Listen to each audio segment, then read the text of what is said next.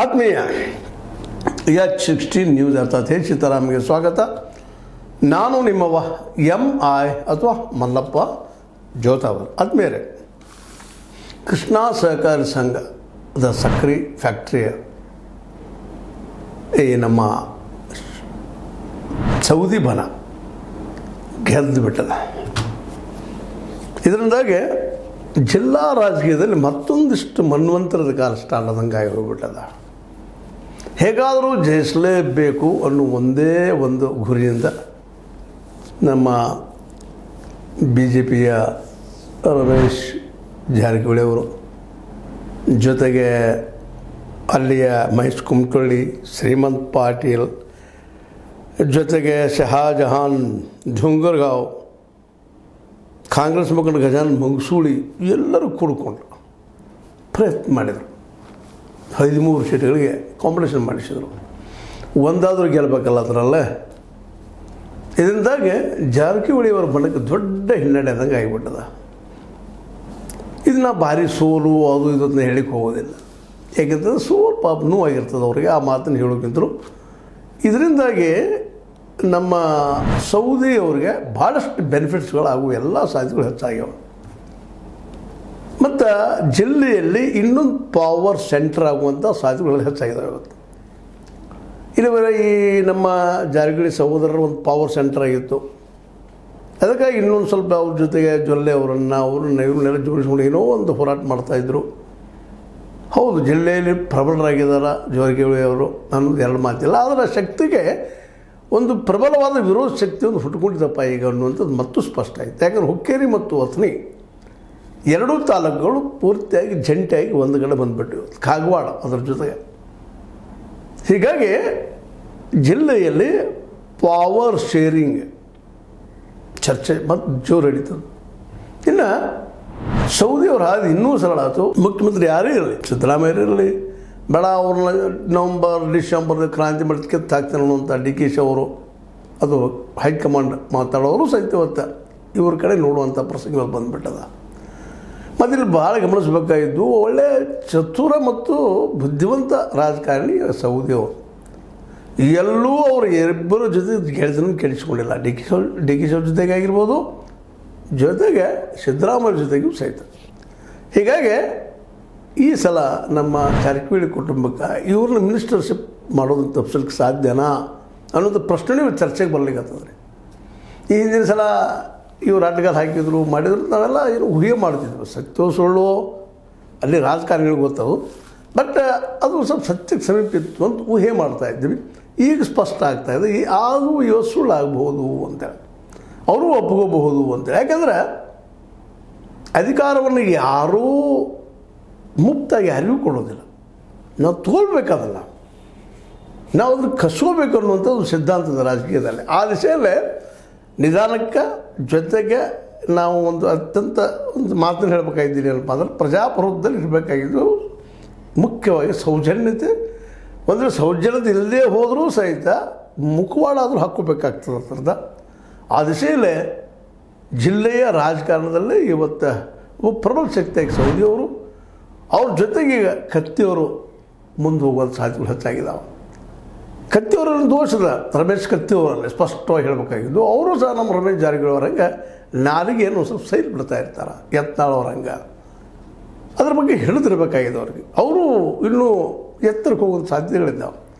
ಭಾಷಾಜ್ಞಾನದ, ರಾಜಕೀಯ ಜ್ಞಾನದ, ಈ ರಾಜಕೀಯ ನಾವು ರಾಜನೀತಿ ಬಗ್ಗೆ ಮಾತಾಡೋದಿಲ್ಲ, ರಾಜನೀತಿ ಬೇರೆನೇ ಇರೋದು. ಆದರೂ ಅಲ್ಲಿ ಚಾಣಕ್ಯ ಹೇಳ್ತಾನೆ, ರಾಜನೀತಿ ಅನ್ನುವಂಥದ್ದು ಏನಪ್ಪ ಅಂದರೆ ಒಂದು ರೀತಿಯಿಂದ ಅದು ವ್ಯಾಪಾರದ ಇನ್ನೊಂದು ಮುಖ, ಮೋಸದ ಇನ್ನೊಂದು ಹೆಸರು ಅಂತ. ಯಾಕಂತಂದ್ರೆ ಇಲ್ಲೇ ಯಾರಿಗೂ ದಾನ ಕೊಡೋದಿಲ್ಲ, ನಾವು ಅದನ್ನು ನಮ್ಮ ಬುದ್ಧಿವಂತಿಂದ ಕಸ್ಕೊಳ್ಬೇಕು, ಇಲ್ಲ ಅನಿವಾರ್ಯ ಆದಾಗ ದಂಡೋಪಾಯದಿಂದಾದರೂ ಅದು ಕಸ್ಕೋಬೇಕು ಅನ್ನೋಂಥ ಒಂದು ಸಿದ್ಧಾಂತ ಹೇಳ್ತದೆ. ಆದರೆ ಸೌದಿಯವರು ಭಾಳ ಜಾಣ್ಮೆಯಿಂದ ಯಾಕೋ ಏನೋ ಒಂದು ತಪ್ಪು ಮಾಡಿದ್ರು ನಮ್ಮ ರಮೇಶ್ ಜಾರಕಿಹೊಳಿ ಅವರು ತುಂಬ ಅನ್ನಿಸ್ತದೆ. ಕೃಷ್ಣಾ ಸಹಕಾರಿ ಏನು ಶುಗರ್ ಫ್ಯಾಕ್ಟ್ರಿ ಅದಲ್ಲ, ಆ ಚುನಾವಣೆಯಲ್ಲಿ ಇಳಿಬೇಕಾಗಿತ್ತ ಇವರು ಅಂತ. ಯಾಕಂದರೆ 2023 ಹೊಡೆತ ತಿಂದಿದ್ದಾರೆ ಕುಮಟಳ್ಳಿ ಅವ್ರು ಮುಂದೆ ಇಟ್ಕೊಂಡು. ಆಗಲಿಲ್ಲ ಕುಮಟಳ್ಳಿ ಅವ್ರಿಗೆ, ಹಿಂದೇನೋ ಒಂದು ಆಗ್ಯದ ಇಲ್ಲ ಅಂತಲ್ಲ, ಆದರೆ ಇಲ್ಲ ಎರಡನೇ ಪಲ್ಸ್ ಮತ್ತು ನೋಡ್ಬೇಕಾಯ್ತು. ಮೊನ್ನೆ ನಡೆದಿತ್ತು ಅಥಣಿಯ ಈ DCC ಬ್ಯಾಂಕ್ ನಡೆದಂಥ ಚುನಾವಣೆಯಲ್ಲಿ ಅತ್ಯಂತ ದೊಡ್ಡ ಅಂತರದಿಂದ ಸೌದಿಯವ್ರು ಗೆದ್ದಿದ್ರು. ಈಗ ಅದನ್ನು ಮಾಡಿಸೋ ಅವಶ್ಯಕತೆ ಇಲ್ಲ, ಬಿಟ್ಟು ಬಿಡಬೇಕಾಗಿತ್ತೇನೋ. ಯಾಕಂದ್ರೆ ಶಕ್ತಿ ಕಡಿಮೆ ಆಗ್ತಾಯಿದೆ ಸೌದಿಯವ್ರದ್ದು. ಈಗ ಮತ್ತೊಮ್ಮೆ ಅವ್ರು ಶಕ್ತಿ ತಮ್ಮ ತೋರಿಸ್ಕೊಂಡು ಬಿಟ್ರಿ ಇವತ್ತು ಸ್ಪಷ್ಟವಾಗಿ. ಅಲ್ಲೆಲ್ಲ ಜನಬೆಂಬಲ ಜೋರಾಗಿ ಇವತ್ತು ನೇರವಾಗಿ ನಮ್ಮ ವಿರೋಧಿಗಳು ಯಾರಪ್ಪ ಅಂದ್ರೆ ಜಾರಕಿಹೊಳಿ ಕುಟುಂಬದವ್ರನ್ನು ಹೋಗಿ ಮಾತಾಡ್ತಾ ಇದ್ದಾರೆ, ಓಪನ್ ಆಗಿ ಚರ್ಚೆ ಮಾಡ್ತಾ ಇದ್ದಾರೆ. ಸ್ವತಂತ್ರವಾದ ಮೀಡಿಯಾಗೆ ಬೇಕಾಗಿರುವುದು ಸ್ವತಂತ್ರ ಧ್ವನಿ. ಆ ಸ್ವತಂತ್ರ ಧ್ವನಿ ಉಳಿಸಲು ನೀವು ಮಾಡಬೇಕಾದದ್ದು ಇಷ್ಟೇ. ಅದೇನಪ್ಪಾ ಅಂತಂತಂದ್ರೆ ನಿಮ್ಮ ಕೈಲಾದಷ್ಟು ಸಹಾಯ ಈ ಚಾನಲ್ಗೆ ಮಾಡಿ ಹಾಗೂ ನಿಮ್ಮ ಧ್ವನಿಯನ್ನು ಕಾಪಾಡಿಕೊಳ್ಳಿ. ಇದು ಜಿಲ್ಲೆಯ ರಾಜಕಾರಣದ ಮೇಲೆ ಬಹಳಷ್ಟು ಪರಿಣಾಮಕಾರಿಯಾದಂಥ ವಿಷಯ ಆಗ್ತದೆ. ಇದರಲ್ಲಿ ಎರಡು ಮಾತೇ ಇಲ್ಲ.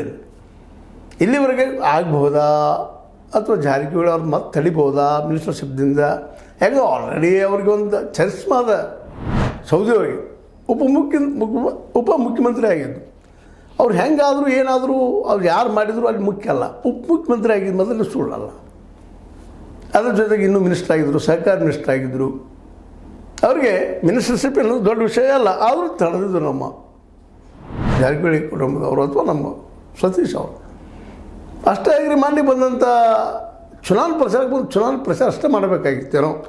ನಮ್ಮ ರಮೇಶ್ ಜಾರಕಿಹೊಳಿ ಅವರು ಒಂದು ಸ್ವಲ್ಪ ನೇರವಾಗಿ ಭಾಳ ವೈಯಕ್ತಿಕವಾಗಿ ಸೌದಿಯವರಿಗೆ ಅಟ್ಯಾಕ್ ಮಾಡಿದ್ರಿಂದ ಈಗ ಸೌದಿ ವರ್ಷ ಸೆಳೆದು ನಿಂತಿತ್ತು. ಈಗ ಹಳಿ ಇತಿಹಾಸ. ಈಗ ಅವ್ರ ಮಗನೂ ಏನೇನು ಮಾತಾಡಿದವ್ರದ್ದು ಈಗ ಜಾಲತಾಣದಲ್ಲಿ ಸಾಕಷ್ಟು ಚರ್ಚೆನೂ ಆಗ್ತಾಯಿದೆ ಆ ವಿಷಯದಾಗ. ಈ ಎಲ್ಲ ನೆಲೆಗಟ್ಟಿನಲ್ಲಿ ಇವರು ಸೌದಿಯವರು ಇನ್ನೊಂದು ಮಾತನ್ನು ಮಾತಾಡಿದ್ದಾರೆ ಆ ಸಂದರ್ಭದಲ್ಲಿ ರಮೇಶ್ ಜಾರಕಿಹೊಳಿ. ಅದರ ಅವಶ್ಯಕತೆ ಇರಲಿಲ್ಲ. ಯಾಕಂತಂದ್ರೆ ಪತ್ರಗಳನ್ನು ಕೊಡೋದು DCC ಬ್ಯಾಂಕ್ನಲ್ಲಿ ತಮ್ಮ ಮಗ ಇದ್ದಾರೆ, ಇನ್ನೇನಿದು ನಮ್ಮ ನೇರ ರಿಪ್ರೆಸೆಂಟೇಟಿವ್ ಕುಮಟಳ್ಳಿ ಅವರು ಅಂತ ಯಾವುದೋ ಬರದಲ್ಲಿ ಹೇಳಿಬಿಟ್ರು. ಅದರಿಂದ ಸಾಧ್ಯ ಆಗ್ತದನಲ್ಲ ಎಂದು. ಯಾಕಂದ್ರೆ ಇದ್ದಾರಲ್ರಿ ಅವ್ರು ಮಾಡಿಕೊಡ್ತಾರೆ DCC ಬ್ಯಾಂಕ್ನಲ್ಲ. ತಾವು ಸ್ವತಃ ಪತ್ರ ತೆಗೆದಾಯ್ತು ಮತ್ತೇನಾಯಿತು ಆ ಮೂಲಕ ನಾವು ಕಾಡ್ತೀವಿ ಅನ್ನುವಂಥ ನಮ್ಮ ರಿಪ್ರೆಸೆಂಟೇಟಿವ್ ಕುಮಟಳ್ಳಿ ಅವರು ಅಂತ ಹೇಳೋ ಮೂಲಕ ಮತ್ತೊಂದು ವಿವಾದಾತ್ಮಕವಾದ ವಿಷಯಗಳು ಚರ್ಚೆ ಮಾಡಿದ್ದಾರೆ. ಇವೆಲ್ಲ ಬೇಕಿತ್ತ ಅಂತ. ಇವುಗಳಿಂದ ಸಹಜವಾಗಿ ಅವ್ರಿಗೂ ಇವತ್ತು ಒಂದು ಸ್ವಾಭಿಮಾನ ಅಂತಿರೋ ಮತ್ತೇನಂತಿರೋ ಗೊತ್ತಿಲ್ಲ ನನಗೆ. ಅವರಿದ್ದಂಥವ್ರು ಇವತ್ತು ಮತ್ತೆ ಸೆಳೆದ ನಿಲ್ಲುವಂಥದ್ದು, ಮತ್ತಷ್ಟು ಒಕ್ಕಟ್ಟಾಗುವಂಥದ್ದು ಅಲ್ಲಿ ಆಸ್ಪದ ಆಗಿಬಿಟ್ಟಂತ. ಹೀಗಾಗಿ ಕೆಲವೊಮ್ಮೆ ನಾವು ಸಹಜವಾಗಿ ಏನೋ ಮಾಡಲಿಕ್ಕೆ ಹೋಗ್ತಾ ಇರ್ತೀವಿ, ಏನೋ ಆಗಿ ಹೋಗಿಬಿಡ್ತಿರ್ತದೆ. ನಮ್ಮ ಶಕ್ತಿ ಏನು ಈ ಸಂದರ್ಭದಲ್ಲಿ ಹಿಂದಿರ್ಬೋದು. ನಮ್ಮ ಹಿಂದೆ ಪಿತ್ರಾರ್ಜಿತವಾಗಿ ಆಗಿರ್ಬೋದು, ಮತ್ತೇನೋ ಆಗಿರ್ಬೋದು, ನಮ್ಮ ಹಿಂದಿನವ್ರು ಯಾರೋ ಅಶೋಕ ಚಕ್ರವರ್ತಿ ಆಗಿರ್ಬೋದು, ಇಲ್ಲ ಮತ್ತೇನೋ ಆಗಿರ್ಬೋದು. ಇವರು ಟಿಪ್ಪು ಸುಲ್ತಾನ್ ಸಂತತಿ ಒಬ್ಬ ಕಲ್ಕತ್ತದಲ್ಲೇ ಸೈಕಲ್ ಹೊಡಿತಾ ಇರ್ತಾರೆ. ಅವರು ಟಿಪ್ಪು ಸುಲ್ತಾನ್ ಬೇರೆ, ಇವು ಪಾಪ ಇಂಥ ಪರಿಸ್ಥಿತಿ. ಇವತ್ತಲ್ಲಿ ಏನದ ಅನ್ನೋದು ರಾಜಕೀಯದಲ್ಲಿ ಭಾಳ ಎಚ್ಚರಿಕೆ ವಿಚಾರ ಮಾಡಬೇಕಾಗ್ತದೆ. ಇದನ್ನು ಇನ್ನಷ್ಟು ಅಭ್ಯಾಸ ಮಾಡಬೇಕಾಗ್ತದೆ ನಮ್ಮ ಜಾರಕಿಹೊಳಿ ಸಹೋದರರು. ಅಲ್ಲಿ ಅವಶ್ಯ ಇರಲಿಲ್ಲ. ಯಾಕೆಂದರೆ ಸ್ಪಷ್ಟ ಆಗಿತ್ತು ಮೊನ್ನೆಯ ಚುನಾವಣೆಯಲ್ಲಿ. ಹೌದು, ಅಲ್ಲಿ ನಮ್ಮ ಸಂಘಟನೆ ಆಗಬೇಕು, ಸೋಲಿ ಗೆಲ್ಲಿ ಇರಬೇಕು ಸರಿ, ಆದರೆ ಮಾತುಗಳಾದ್ರೆ ಅಟ್ಲೀಸ್ಟ್ ಹಿಡಿತದಲ್ಲಿರ್ಬೇಕಲ್ಲ ಯಾವಾದರೂ.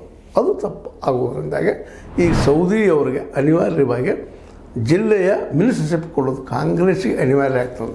ಕಾಂಗ್ರೆಸ್ ಯಾರು ಇರ್ಬೋದು ಕಾಂಗ್ರೆಸ್ನ. ಯಾಕಂದ್ರೆ ಇನ್ನೊಂದು ಇಲ್ಲಿ ಭಾಳ ಅವ್ರು ಪ್ಲಸ್ ಪಾಯಿಂಟ್ ಏನಂತಂದ್ರೆ ಸೌದಿಯವ್ರಿಗೆ ಅವರು ಜಗದೀಶ್ ಶೆಟ್ಟರ್ ಅವ್ರ ಹಂಗೆ ಬಂದು ಅದರ್ತಿ ಹೊರಗೆ ಹೋಗಲಿಲ್ಲ, ಇಲ್ಲೇ ಉಳಿದಿದ್ದಾರೆ ಅವರು. ಇವತ್ತು ಪಕ್ಷಕ್ಕೆ ನಿಷ್ಠಾಗಿ ಮತ್ತು ಅದಕ್ಕೆ ಬದ್ಧಾಗಿದ್ದಾರೆ. ಸಿದ್ದರಾಮಯ್ಯರಿಗೆ ಮತ್ತು DK ಇಬ್ಬರಿಗೂ ಬದ್ದಿದ್ದಾರೆ. ಹೀಗಾಗಿ ಈ ಸಲ ಅವರನ್ನು ಮಿನಿಸ್ಟರ್ಶಿಪ್ನ ತಪ್ಪಿಸೋದು ಕಷ್ಟ. ಮೋಸ್ಟ್ಲಿ ತಪ್ಪಿಸೋ ಸಾಹಸ ಮಾಡೋಕ್ಕೆ ಹೋಗಿದ್ರು. ಕೋಆಪ್ರೇಷನ್ ಭಾಳ ಮಹತ್ವದ. ಕೋಆಪ್ರೇಷನ್ ಮಾಡ್ಕೊಂಡು ಹೋಗೋದು ಭಾಳ ಮಹತ್ವದ್ದು.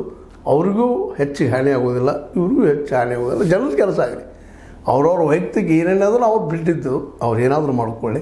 ಬಟ್ ಜನ ಇವ್ರನ್ನ ಆರಿಸಿ ಕಳಿಸಿದ್ದು ಯಾವ ಕೆಲಸಕ್ಕೆ ಆ ಕೆಲಸಲ್ಲೇ ಆಗಬೇಕಾಗಿದ್ದು ಭಾಳ ಅನಿವಾರ್ಯ ಇದೆ. ಅದಷ್ಟೇ ನಮ್ಮ ಜಾರಕಿಹೊಳಿ ಕುಟುಂಬದವರು ವಿಚಾರ ಮಾಡಬೇಕು, ಚಿಂತಕರು. ಜೊತೆಗೆ ನಮ್ಮ ಸೌದಿಯವರು ಸಹ ಅವ್ರು ಮಿನಿಸ್ಟರ್ ಆಗೋದ್ರ ಜೊತೆಗೆ ಇನ್ನು ರೈತರಿಗೆ ನಿಜವಾಗಿ ಏನು ಮಾಡೋಕ್ಕೆ ಸಾಧ್ಯದ, ಏನು ಮಾಡಲಿಕ್ಕೆ ಸಾಧ್ಯದ ಅನ್ನೋದ್ರ ಬಗ್ಗೆಯೂ ಅವರು ವಿಚಾರ ಮಾಡಿ ಸ್ವತಃ ಅವರು ಅಂದ್ಕೊಂಡಿದ್ದಾರೆ. ಒಂದು ಕಡೆ ಹೇಳಿದ್ದಾರೆ 4,500 ರೂಪಾಯಿ ಖರ್ಚು ಬರ್ತದೆ ಒಂದು ಟನ್ ಕಬ್ಬಿಗೆ ಅಂತೇಳಿ. ಅಷ್ಟಾದರೂ ರೈತರಿಗೆ ದರ ತಮ್ಮ ಫ್ಯಾಕ್ಟ್ರಿಯಲ್ಲಿ ನಿಗದಿ ಮಾಡಿ ಲಾಭ ಮಾಡಿ ತೋರಿಸ್ಬೇಕಾಗಿದೆ ಇವತ್ತು. ಇದು ಚಾಲೆಂಜಿಂಗ್ ಸೌದಿಯವರಿಗೆ. ಯಾಕಂದರೆ ಕೋಆಪರೇಟಿವ್ ಮೂಮೆಂಟ್ದಾಗ ಇದು ಭಾಳ ಮುಖ್ಯ. ಕೋಆಪರೇಟಿವ್ ಈ ಸಹಕಾರ ಸಾಕುಗಳು ದಿವಾಳಿ ಇದ್ದಿದ್ದಾವೆ. 4,500 ಕೊಟ್ಟು ಲಾಭ ಮಾಡಿ ತೋರಿಸಿದ್ರೆ ನಿಶ್ಚಿತವಾಗಿಯೂ ಸೌದಿಯವರು ಭಾಳ ಎತ್ತರಕ್ಕೆ ಬೆಳೆಯುವಂಥ ನಾಯಕರ ಅನ್ನೋದ್ರಲ್ಲಿ ಎಲ್ಲ ಮಾತಿಲ್ಲ. ಅದು ಸಾಧ್ಯನಾ? 4,500 ರೂಪಾಯಿಗಳನ್ನು ಪರ್ ಟನ್ಗೆ ಅವ್ರ ಕೃಷ್ಣ ಸಹಕಾರಿ ಈ ಒಂದು ಶುಗರ್ ಫ್ಯಾಕ್ಟ್ರಿಯಿಂದ ಕೊಡಿಸ್ಲಿಕ್ಕೆ ಸಾಧ್ಯನಾ? ಇದು ಅವ್ರಿಗೆ ಬೇಕಂತ ಈಗ ಮಾಡಬೇಕಾದ ಪ್ರಶ್ನೆ ಅವ್ರಿಗೆ ನಾವು ಇಂಥದ್ದೊಂದು ಪ್ರಶ್ನೆ ಅವ್ರ ವಿರೋಧಗಳು ಮಾಡಿದರೆ ನಿಶ್ಚಿತವಾಗಿಯೂ ಅಥಣಿ ಭಾಗದಲ್ಲಿ ಲೀಡರ್ ಆಗ್ಬೋದೇನೋ. ಮತ್ತು ಅವರು 4,500 ರೂಪಾಯಿ ಮಾಡಿದ್ರಂತೆ ನಿಶ್ಚಿತವಾಗಿ ಅವರು ನಿರಂತರ ನಿರ್ಣಯ ಹಾಕೋತ ಹೋಗ್ತಾ ಇರ್ತಾರೆ. ಯಾಕೆಂದರೆ ಬರೀ ನಮ್ಮ 3,500 ರೂಪಾಯಿ ಕೇಳ್ತಾ ಇದ್ದಾರೆ ನಮ್ಮ ರೈತರು, ನೀವು 4,500 ಮಾಡಿದ್ರೆ ಭಾಳ ಒಳ್ಳೆಯದಲ್ವ. ಇದು ಇವತ್ತಿನ ಜಿಲ್ಲಾ ರಾಜಕಾರಣದ ಏರು ಬೀಳುಗಳು. ಇದು ಲೈಕ್ ಆಗಿರ್ಬೋದು.